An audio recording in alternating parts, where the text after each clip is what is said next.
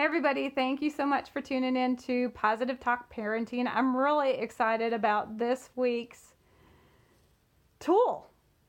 So it actually kind of falls together with what I was talking about last week. The fact that when we're having our kids and encouraging them to get certain things done, like their homework or their chores, before they move on to doing something else that might be a little bit more pleasing, that we encourage them, like maybe put in a blanket over the TV or a sheet or something like that, so they know that they're going to have whatever time amount that you guys have agreed with for them to have screen time or whatever it is that they're going to do afterwards. And that is an encouraging way. It's not telling them what to do, but it's you all coming to an agreement, and you're being a good role model and teaching them that it's a lot easier to get that stuff that we really don't want to do out of the way, and then we can go do whatever. So I want to make sure that we don't fall into a pit of praise when we're teaching kids that they need to do what they need to do. By saying, if you do your homework or you get A's, I will give you money. I mean, what is that really teaching them? It's not teaching them that they can get an A because it feels good, because it improves their self-esteem. It makes them feel good inside. If we give them money for A's, then they're going to do it because they're going to get money. And I don't know about you, but I want to teach my child. I'd love for them to have that foundation of they're going to do it because it's the right thing to do. So sit with that. If you got any questions, please email me at mirandalsullivan@gmail.com or send a private message to me. I am going to put up Jane Nelson's information, the article that she wrote about the difference between praise and encouragement. And I want to encourage you to really stick to that, because, I mean, that's how so many of us were raised, to be people pleasers.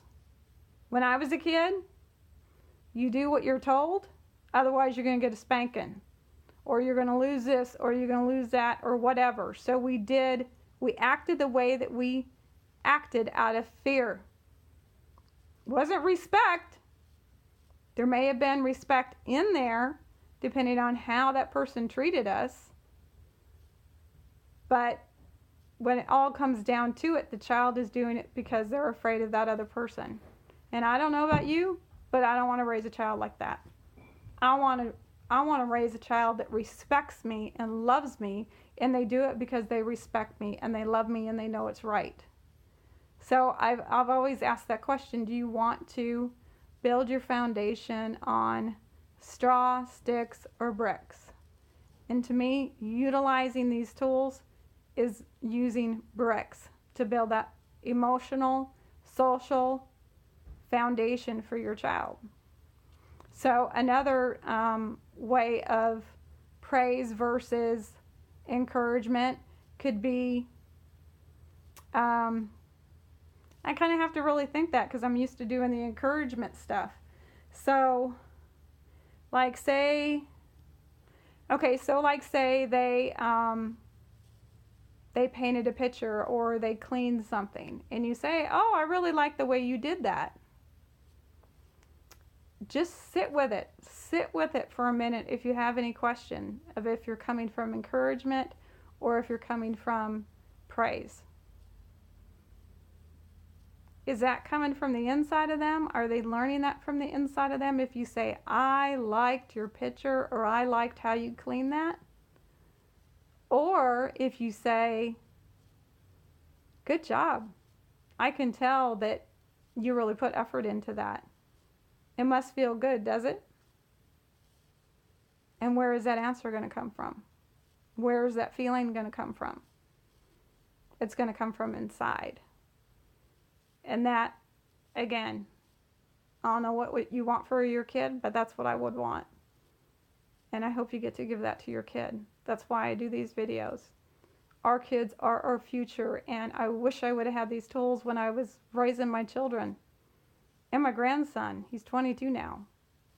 So, it's just being consistent. And you're not going to be perfect. I heard Jane Nelson say one time, well, if you do it 80% of the time, you're doing pretty darn good. Because it's a whole lifestyle change compared to how we were raised and the behaviors that we got from how we were raised to shifting it. You're not going to do it perfect every time. But as long as you keep learning the tools, start applying them, please let me know if you want to do a parenting workshop in your area. There is also there is a whole experience around parents helping parents. And the cool thing about the workshops or the parenting parties is not only do you get to learn the different tools and how they can be used and learn more about them, but you also get to learn parents helping parents. And that is such an incredible experience.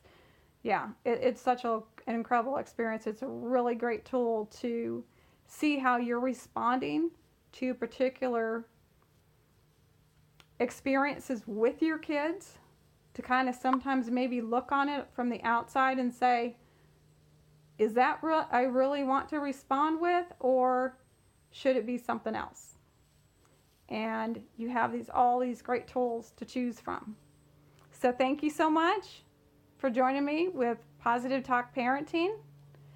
Check out the article. I will post it, and I'm looking forward to seeing you next week. You take care. Love you. Bye-bye.